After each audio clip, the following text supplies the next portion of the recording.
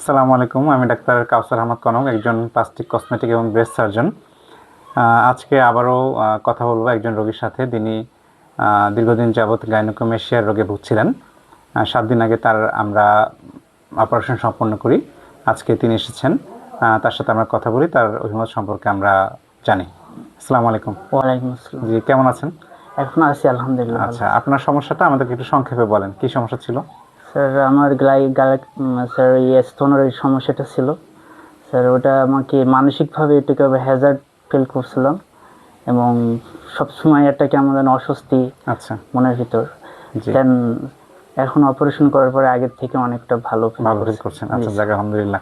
এই অপারেশন নিয়ে যে ঝুঁকি, যে ভীতি, এই ধরনের কোনো বিষয় আছে কিনা, আপনার না কি না মনে হয়? এখন প্রথম প্রথম মনে হচ্ছিল কেমন যেন একটা মানে কেমন অস্বস্তি লাগছিল, কিন্তু পরে আস্তে আস্তে ওটা কোনো ফ্যাক্ট মনে হচ্ছে না, এখন মনে হচ্ছে আচ্ছা, না স্বাভাবিক, এটা নর্মাল একটা অপারেশন। আচ্ছা, এখন কাপড় চোপড় পরতে কোনো অসুবিধা?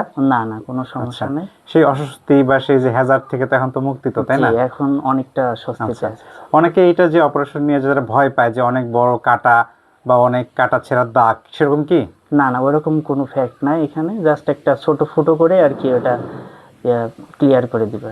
যাক, তো সুপ্রিয় দর্শকবৃন্দ, আমরা একজন তরুণ, স্মার্ট এবং একজন শিক্ষিত রোগীর আমরা মতামত আমরা জানলাম।